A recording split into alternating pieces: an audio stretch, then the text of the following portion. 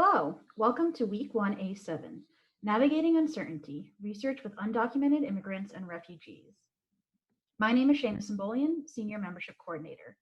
Before we get started, I have a few announcements. The agenda and all conference content can be found on our online platform. The link is on this slide, and I will also put it in the chat. The platform includes links to all live sessions, on-demand presentations, slides, our virtual poster gallery and exhibit hall, and after the meeting, the session recordings. Resources are included at the speaker's discretion. As a reminder, you need to be logged in to access the site and all content. Login information was sent to you in advance of the meeting. If you experience technical difficulties during the session, review the help desk page on the meeting site or use the chat box. And please make sure to review the technical requirements section of the attendee homepage on the platform to ensure your system is set up properly.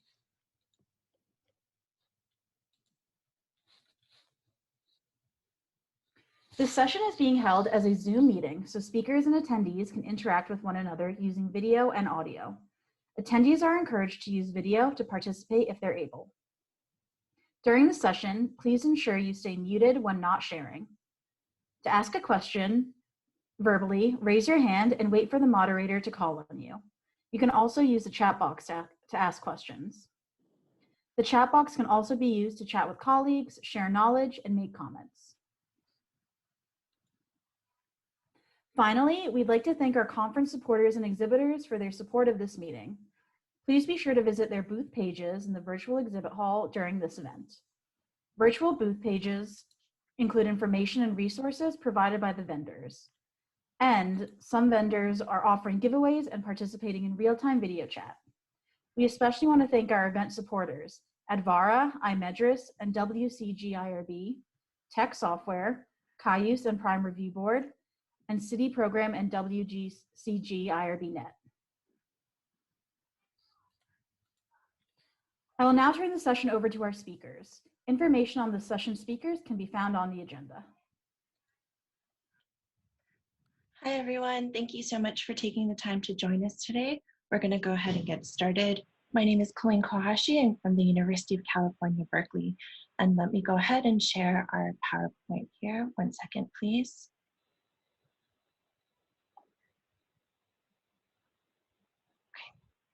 Okay. So my colleagues are Mesa Al-Husseini from the King Hussein Cancer Center in Amman, Jordan, and Melissa McGee from the University of New Hampshire. As a friendly reminder, all conference content is copyrighted, and the three of us have no personal or professional disclosures to report. So learning objectives, Mesa will be exploring the successes and challenges of creating an IRB program focused on refugees. And then Melissa and I will be describing the review strategies for protocols with undocumented immigrants in the United States, as well as discussing the impacts of institutional policies on human subjects research projects with undocumented immigrants. At this time, I'd like to let everyone know that we will be holding questions until the end of the presentation. You are welcome to send them over chat and be sure to name the presenter to whom you are addressing your question.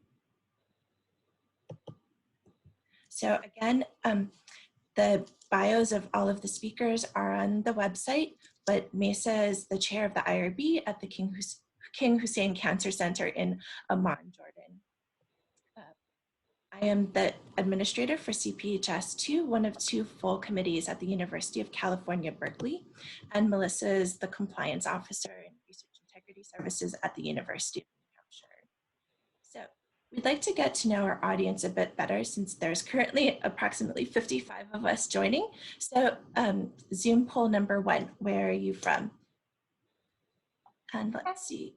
Yep, I'm launching polling right now. Thank you, Shana. Yep. So if everyone can just take a moment to share where they are logging in from today. We'll give everyone a minute or two to submit your answers.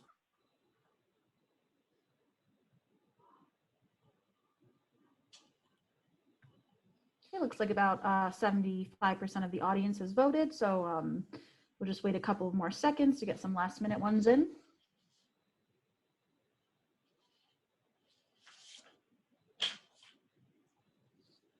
Okay, if you haven't already, please select on your screen where you're logging in from today.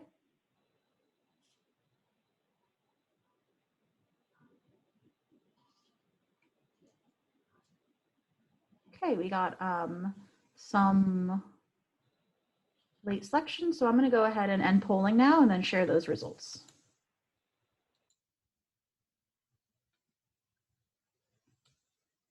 Okay, great. So it looks like most of us are here from the United States, Midwest or Southeast predominant, as well as the West Coast and Northeast, and we have a few international folks. Thank you. Okay. And then Zoom poll number 2, let's see. What is your role? So if you could answer the poll and help us understand your role here. Thank you. Great, so that poll is now launched. You should see it on your screen. So please take a moment to share what your professional role is.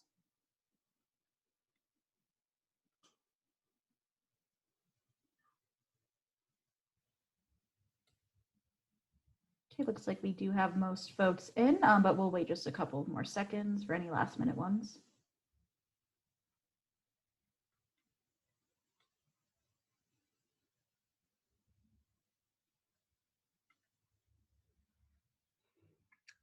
Okay, thanks for all who voted. I'm going to go ahead and end this poll and share those results.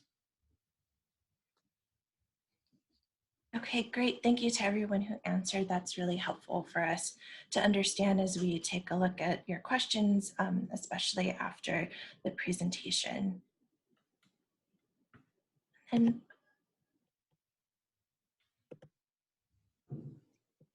finally, we have one last poll to help us get started. And if you could select the most pressing issue that your institution faces with respect to research with undocumented immigrants and or refugees. Okay, great, thank you. That poll is launched. You should see that on your screen. Again, please take a moment to share what the most pressing issue facing your institution with respect to research with undocumented immigrants and refugees is.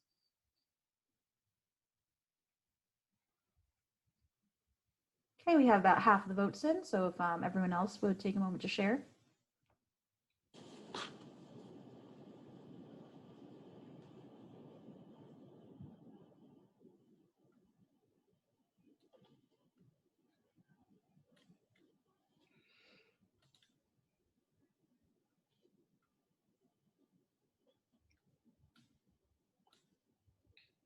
Okay, looks like we do still have some people selecting their most pressing issue, so I'm just going to wait a couple more seconds before I go ahead and end the poll. If you haven't made a selection yet, please do so. Okay, I'm going to go ahead and end this poll and share those results. Wow, okay, so there's quite a wide variety of issues here. So hopefully we will address some of them. And if not, feel free to include your question in the chat function and we'll take those questions at the end. Thank you so much to Shana for doing those polls. And at this time, I would like to turn over our presentation to my colleague Mesa, who's going to be talking about her experience with refugees in Amman, Jordan. Thank you, Colleen, and good morning, everybody. It's an honor for me actually to share our modest experience at the King Hussein Cancer Center in Jordan with the reviewing this peculiar type of studies in relation to refugees. So I would like next, please. Just to start briefly about an introduction about the King Hussein Cancer Center. King Hussein Cancer Center is the only standalone cancer center in the Middle East region, and it was actually established in 2002. It cares for cancer patients coming from all over Jordan. However, about a third of our patients actually come from neighboring and nearby countries. The IRB has been established as a standing committee at the center in 2003, and of course, as expected, it's dealing mostly with patients with cancer patients within the center. Now, in 2019, KHCC was fully accredited by the AER. Next, please. And a quick also glimpse into the refugee status in Jordan. In total, there are about 750,000 refugees in Jordan, making Jordan host of the second highest share of refugees per capita in the world. Now, most of these are actually Syrian, followed by Iraqis, and then Yemenis. Most of the refugees are resident within urban areas, and around 17% are resident within camps, refugee camps distributed all around Jordan. Next, please. Now, our first encounter at KHCC with studies, next please, was actually in 2014. And since then, the IRB at KHCC reviewed a total of 10 studies which were discussed and reviewed extensively during convened meetings. Next, please. And I have to say that despite of all the challenges that are encountered in these complex types of studies, however, there are some successes, and certainly the IRB members at the KHCC worked really hard in order to secure a meticulous and precise review, and it has really enriched their experience with this quite different type of studies as opposed to the cancer-related biomedical and clinical studies. And actually this was listed as one of the strengths of IRB at KHCC at the AHARP accreditation. Next, please. However, these types of studies are peculiar, and they have different, perhaps, challenges than the usual types of biomedical clinical studies that we encounter at KHCC. And I'm going to start actually talking about in some details about some of those challenges. Next, please. So perhaps one of the unique challenges that we encounter with these studies in relation to logistics. So although we review and provide provisional approval for the studies submitted to the IRB, the final approval is granted only after the research team reaches out to the authorities, mostly in the form of the Ministry of Interior Affairs and the authorities of the camps if the participants are residents of camps. The final approval from the IRB will be signed and endorsed only after the research team submits these authority approvals to the IRB. Now, unfortunately, in Jordan, there is no specific law that would govern these peculiar types of studies, in general, the social, behavioral, and educational studies, as opposed to clinical studies, where we have a clinical studies law that was endorsed in 2001. But there isn't a similar law that governs the social or psychological studies in Jordan. Now, the IRB at KHCC also mandates the presence of a local PI. And this is actually primarily to have a senior member within the team that speaks the language of the research participants in order to try and help the research team to gain the trust of the participants. We also would like always to have a focal point, an easily accessible individual among the study team that can have direct access to the IRB, to the participants. So usually the local PI would be a focal point for communication between the participants, the IRB, the research team, and the PI from outside Jordan. Next, please. Now, the next, perhaps very prominent challenge is in relation to the informed consent forms and research tools. Primarily when these, the informed consent and the research tools, the surveys or questionnaires are submitted, they are submitted in the language of the protocol and of the PI. And usually the ethical approvals are initially secured from the institution of the PI. Now, what happens during the translation is that Arabic is really a difficult language, and we have the classical Arabic, which is understood by most Arabic nationalities. However, when it comes to dialects, there are some differences. Now, the IRB at KHCC really puts lots of effort trying to ensure the use of simple yet correct language that can be easily comprehended by the participants in order to make an informed decision to participate. And this really is very critical to ensure the success of the study. Next, please. Now, another important issue, Colin, if we can go back to the previous slide, please. Challenge number 3. Yes, is in relation to autonomy. Now, a private setup, as would be expected really from biomedical clinical research, is difficult to attain in camps where most people are living in caravans, only one room that is hosting the whole family. So we try to be sort of modest in terms of the expectation for a really private setup. A very important note that researchers from outside have to bear in mind is that many often actually the agreement of an adult male for the family members, in particular for females and young children, to participate in research should be sought before they can actually participate in the research. Sometimes actually the adult male is the son of a female who is participating in research. Very important and perhaps among the most challenging situations or issues in relation to these particular types of studies is compensation. So there are no clear guidelines when it comes to compensating participants for their participation in research, to find a balance where this would not really be of causing undue influence or inducement.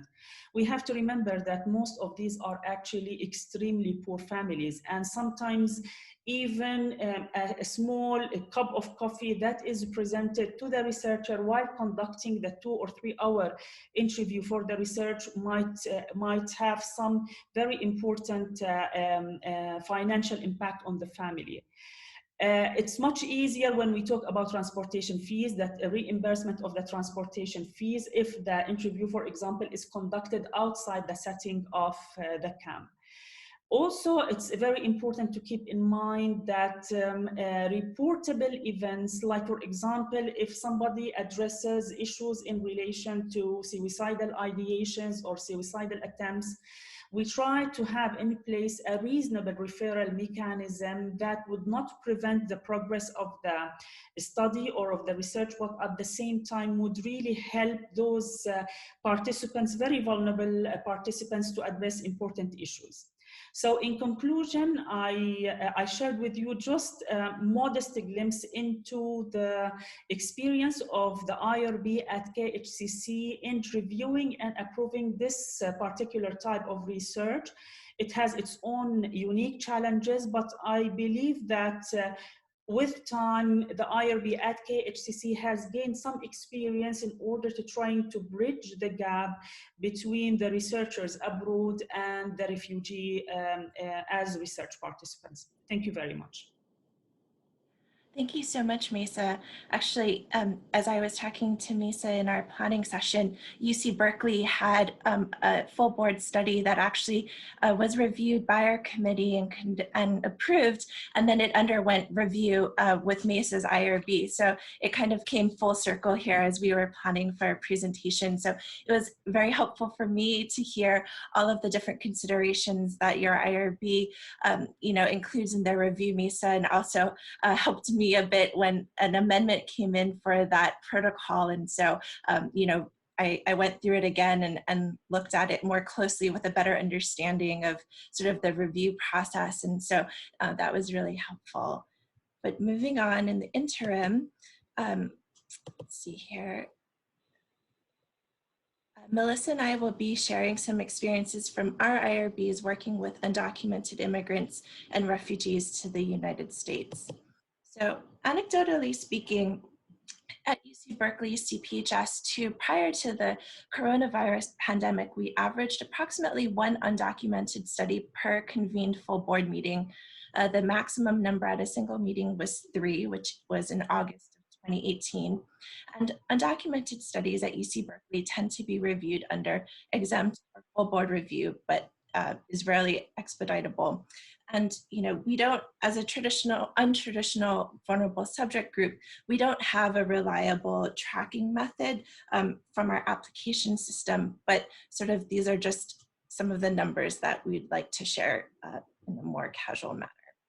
So undocumented subjects and exempt review.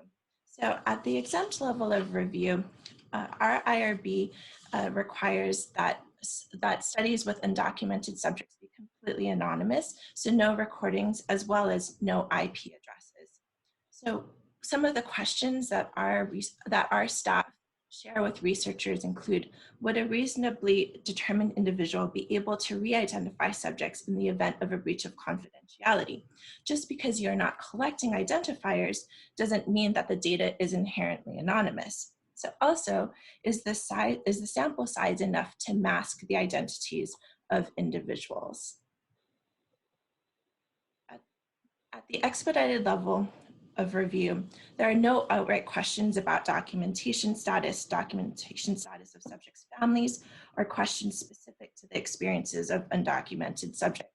One exception may be in a survey where, a larger survey about various topics, and we may, researchers may request to include a question if a subject has papers or is documented, but our IRB usually always requires that there be a prefer not to state option included, and the instructions are explicitly clear that subjects do not have to answer any questions that they do not wish to answer. So in some cases, recordings and/or maintenance of subject information may be permitted. This has come out of a very large-scale longitudinal study on the effects of pesticides on farm workers by Professor Emeritus Brenda Eskenazi. And so, as one of the first undocumented studies that our IRB reviewed many years ago, many of the subjects went on to have children who were featured in their own studies, and then also now those subjects have, or those children rather, have become of the age of majority, and they have their own follow-up studies, and there are many other studies that came out of that. So it is possible to have expedited studies with undocumented subjects, but again, it's much rarer and usually not not the quote-unquote parent study.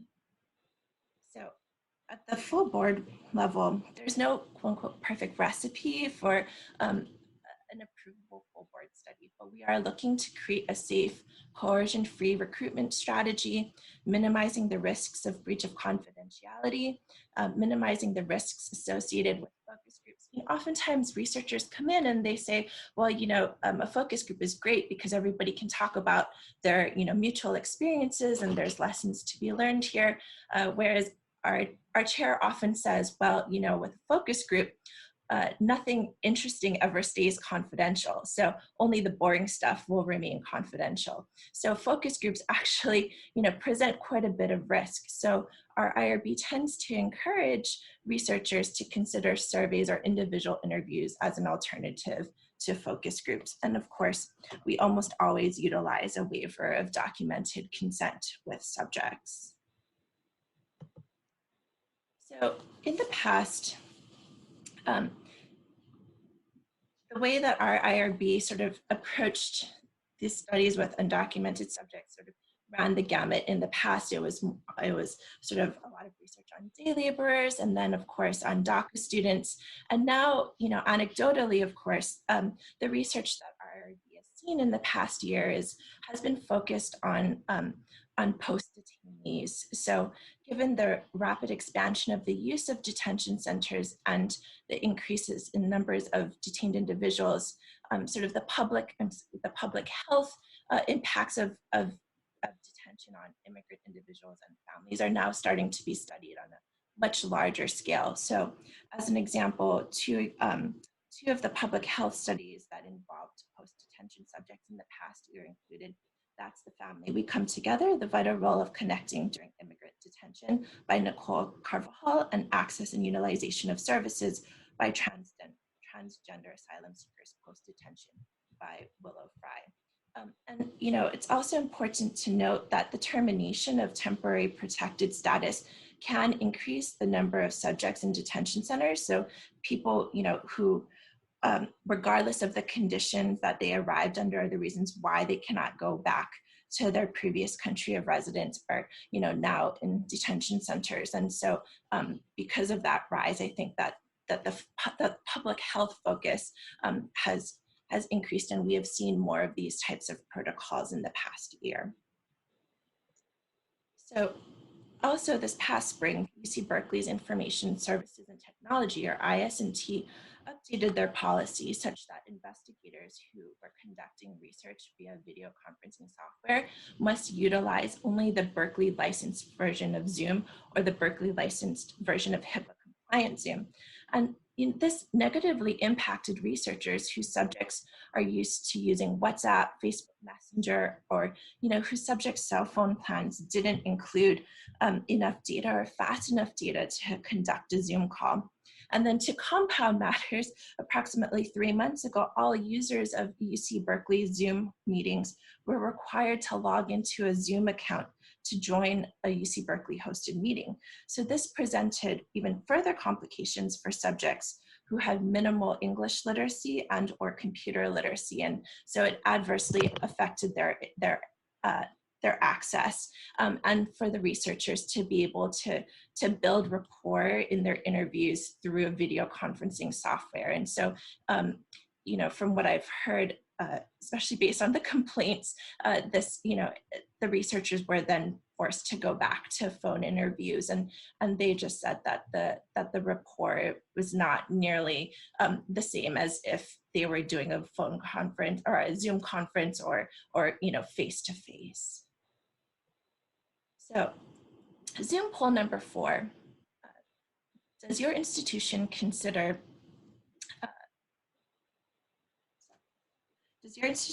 compensation to undocumented immigrants and or refugees to be ethical and or acceptable? Please choose one. Okay, thanks, Colleen. That poll is now launched. You should see it on your screen, so please take a moment to select your response there.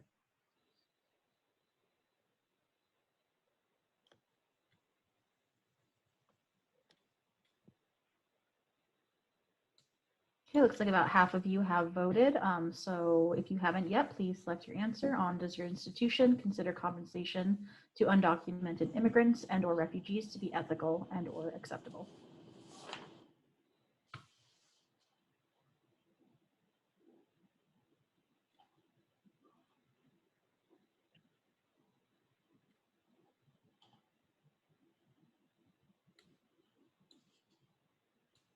Okay, we'll wait a couple of more seconds to let some more people vote.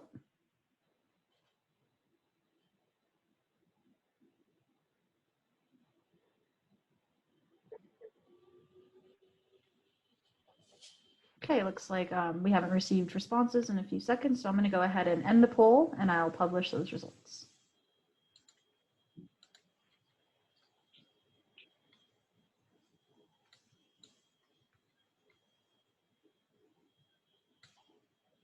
Okay, thank you so much to everyone who responded, and I'm going to turn it over to Melissa.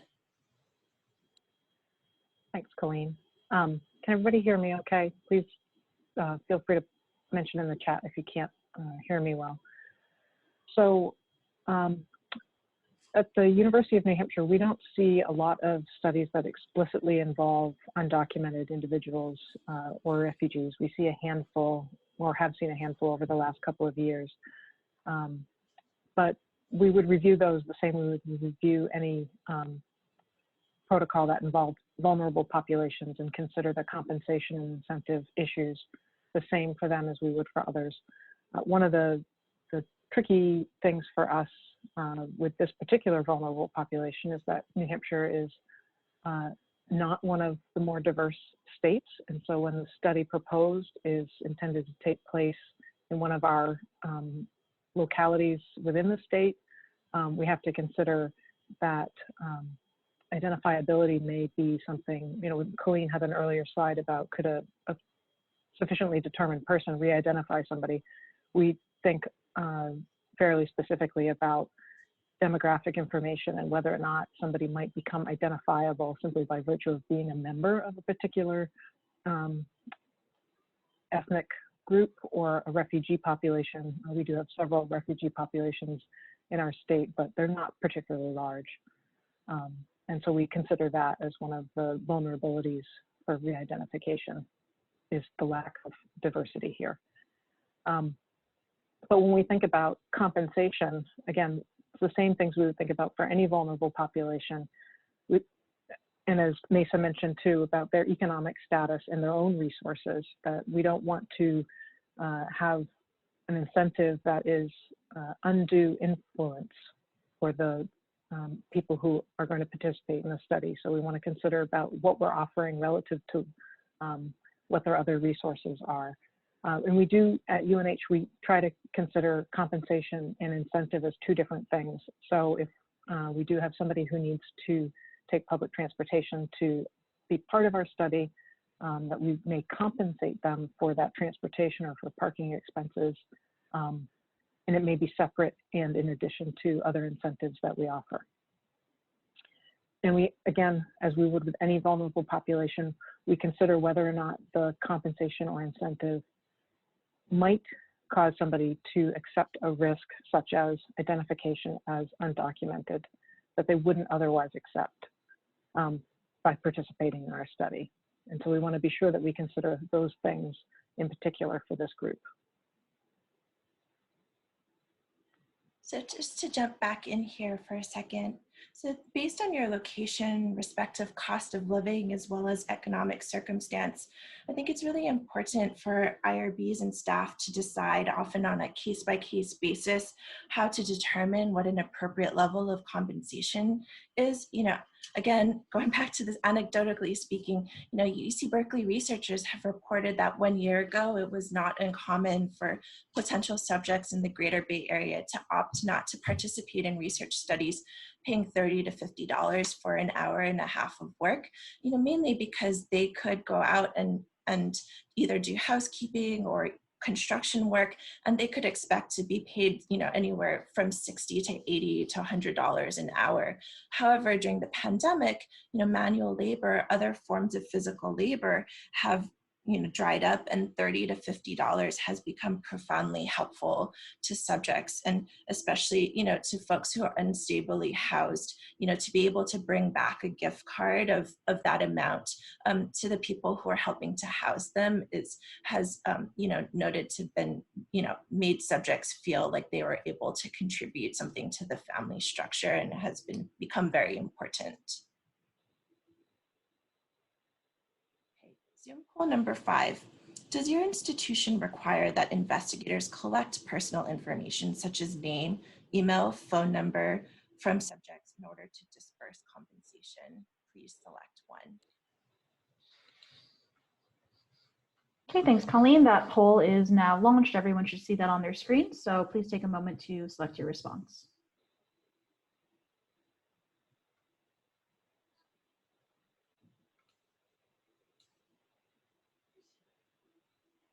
Okay, we have about 65% of the votes in. If you haven't already, please select yes, no, or I don't know.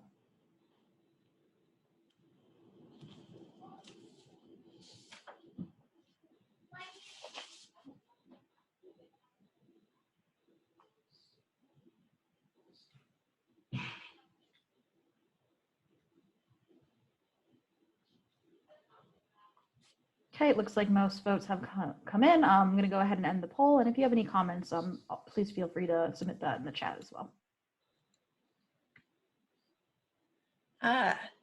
So this is quite interesting to see. So 42% responded that yes, their institution does require investigators to collect some form of personal information.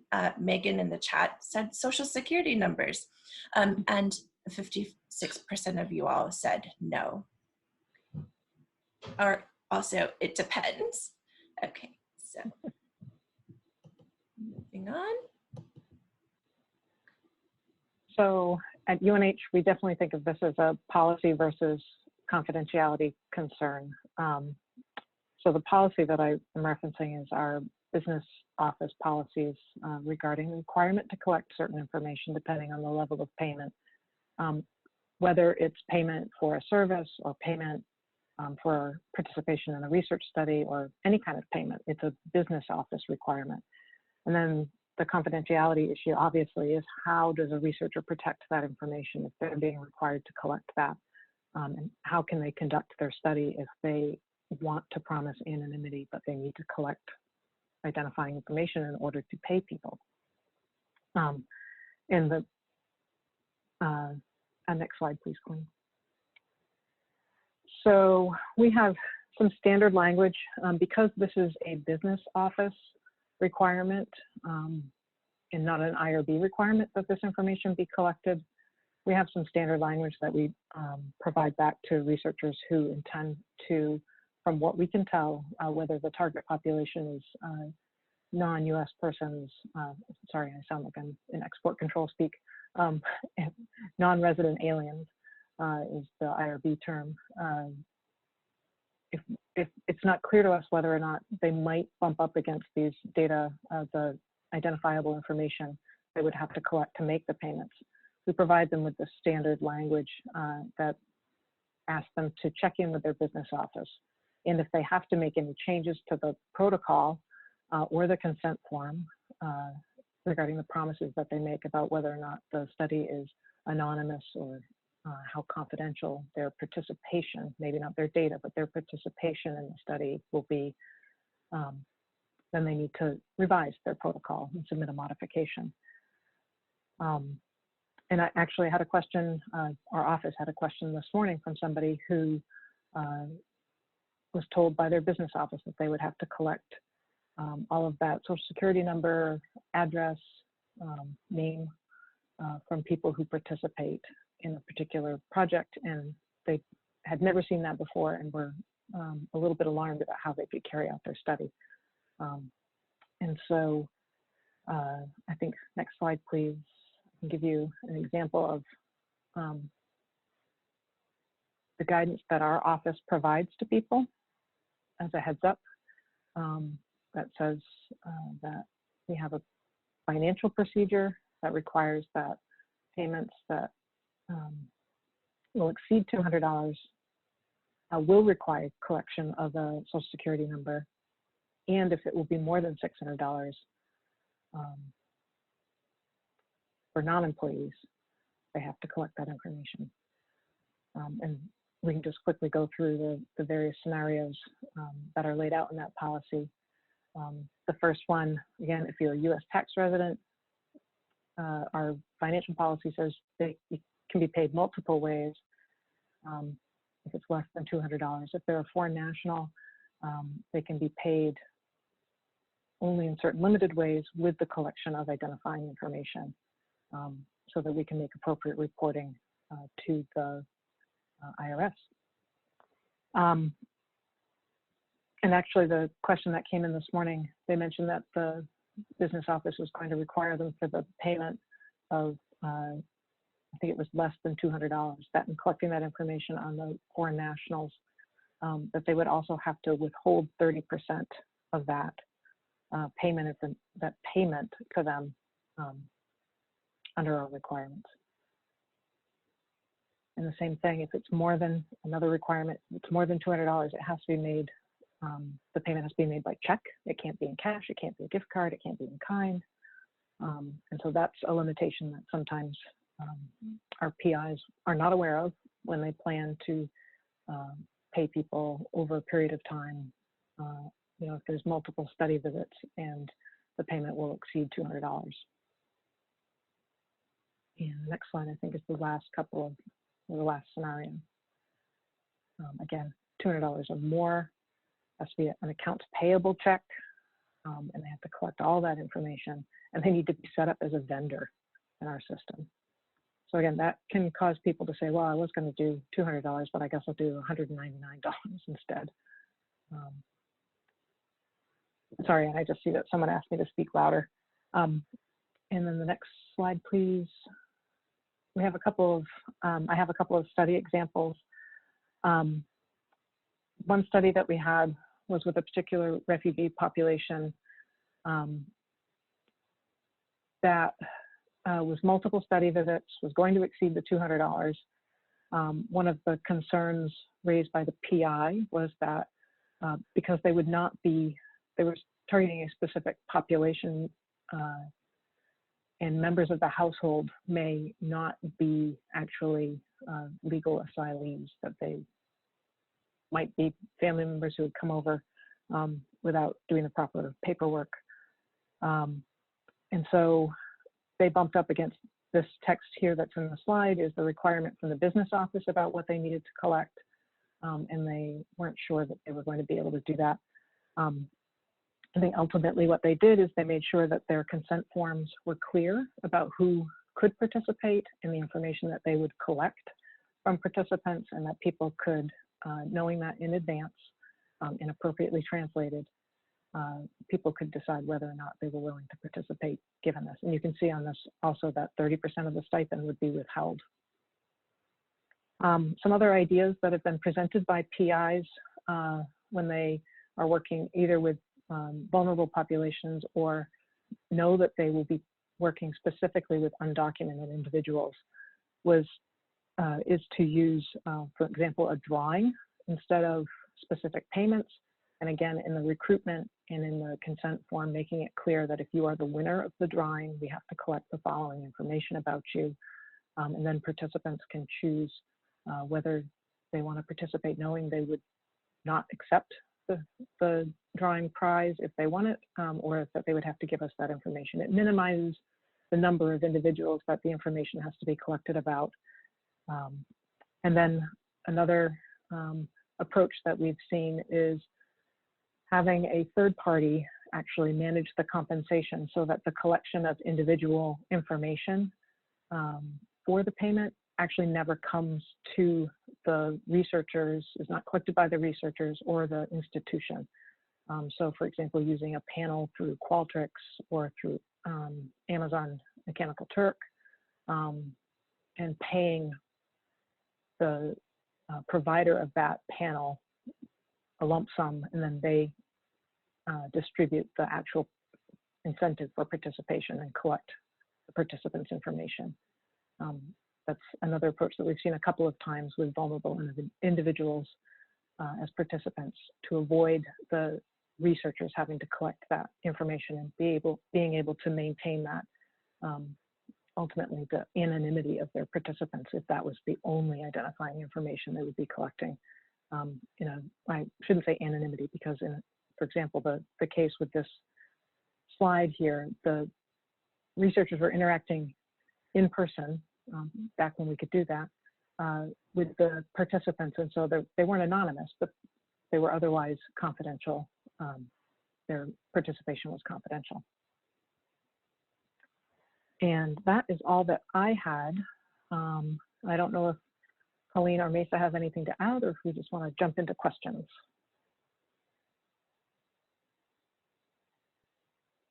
Nothing to add here. Mesa, do you have anything that you'd like to add before we open it for questions? No, I don't have anything. Thank you.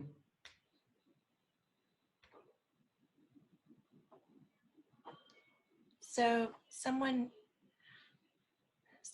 I'm sort of apologies, I'm scrolling back through the questions.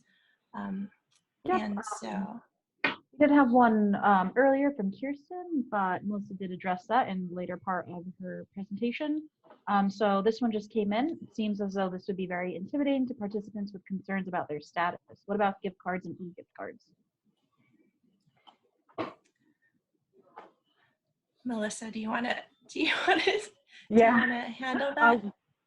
I would say that our business offices, again, so one of the difficulties is, so when we talk about, so the fourth poll we had about what are your institutional requirements, one of our issues is that the different colleges have different interpretations of the financial policy about just how much information you have to collect and when, even though it's fairly straightforward.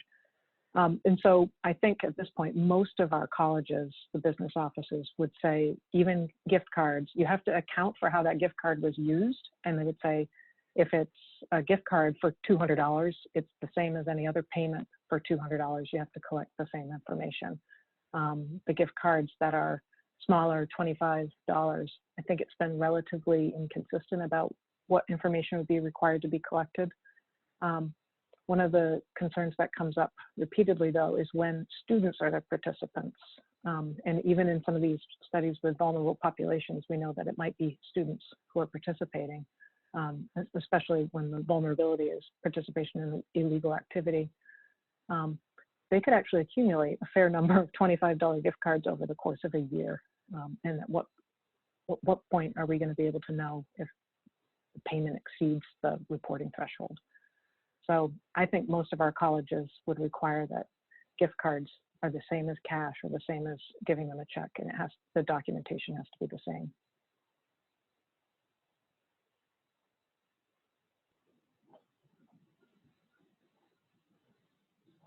Thank you, Melissa. I'm just looking through the chat. As a friendly reminder, we have Julia Gorey, who is from OHARP, here with us, and also able to answer any questions. So not to put the spotlight on Julia, but if you have any questions for OHARP on these sorts of issues, now's your chance. She's graciously joining us for this Q&A session. So in the meantime, while you think on your pressing issues, Melanie says, I have a question about the vendor requirement. It would seem to be a concern about confidentiality. And Melissa's shaking her head. Yes, it is. It is very much a concern because the policy about setting them up as a vendor is a business and financial policy from the institution. And it was not written with human subjects in mind, but we are supposed to comply with that as researchers, as PIs. So it's something to keep in mind for the PIs. And again, often they submit a study for our review and we look at the compensation and it looks reasonable from an ethical point of view. And they say they're not going to collect information. And so we send them that standard language that I had in the slide about you need to check with your business office. And then they get informed, oh, you're going to pay them that much? Well, they need to be a vendor. And that changes either how much the PIs are able to pay or willing to pay, or how they describe the study to people before they participate. So we have about 10 minutes left in the session. It doesn't seem like any new questions have come through the chat. So if anybody has any questions before we end the session, we would welcome them at this time.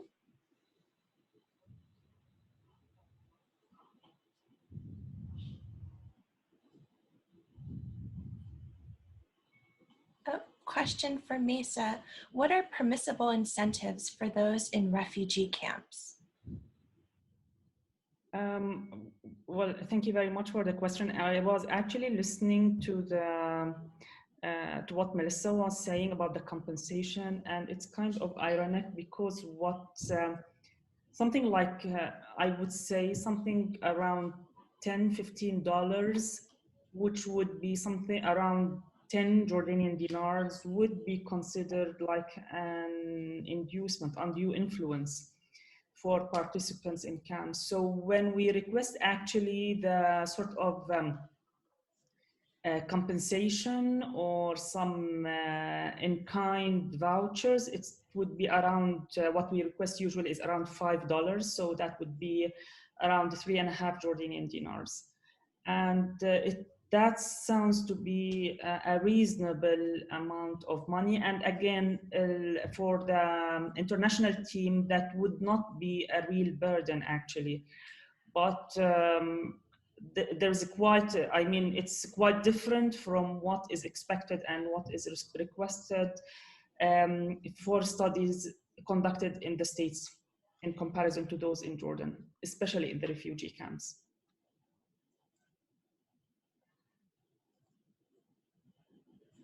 Melissa or Mesa, do you feel like maybe there's when investigators from the West come in and they want to conduct research in refugee camps, do you feel like they tend to want to overpay subjects, or do you feel like they tend to underpay subjects, like it's not acknowledge the the time and effort that participating in research takes?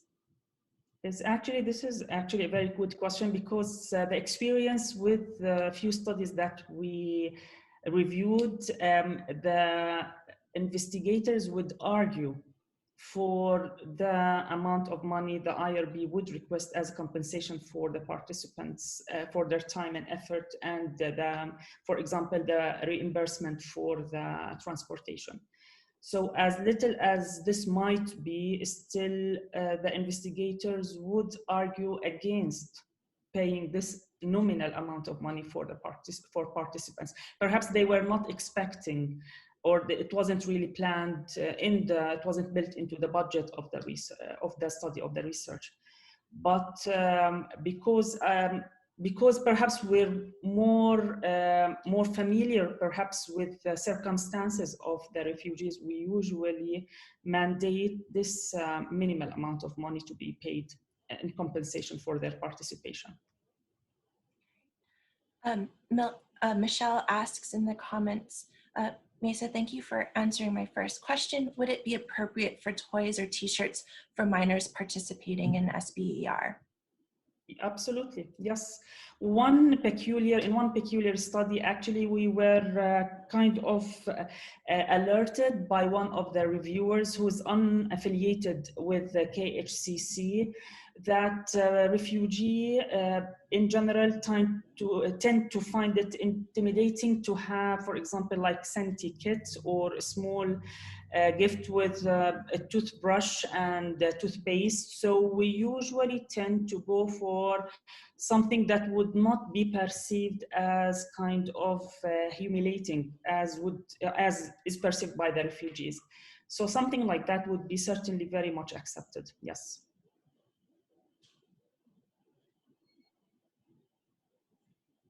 Sure.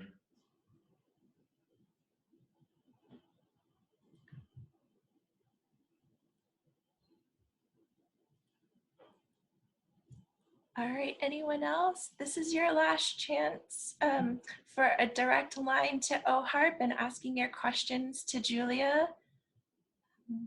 Okay. Conducting research via WhatsApp, Facebook Messenger, etc. was mentioned as being more accessible to many participants in these populations than signing up for a Zoom account. How do you access the confidentiality of these platforms to ensure data security? Well, to assess data security. So, well, as you know, as I mentioned, UC Berkeley no longer allows researchers to collect identifiable data and to conduct the research via these sorts of platforms. But one of the reasons that Melissa and I greatly enjoy presenting together is because our two public institutions have very differing views on both compensation and these data security requirements. So Melissa, do you have anything to add? I know your institution allows researchers to use these platforms. Oh, it's probably just not on the security group's radar yet. So one of the platforms that we have occasionally pushed back on as an IRB is the use of the free Google services. So maintaining data on Google Docs or using a Gmail account rather than a university-sponsored account to register participants or to communicate with participants because of the privacy terms of the free, and I mentioned that it's the free Google services, not the academic license that Google, some institutions have with Google, because it is a different terms of agreement.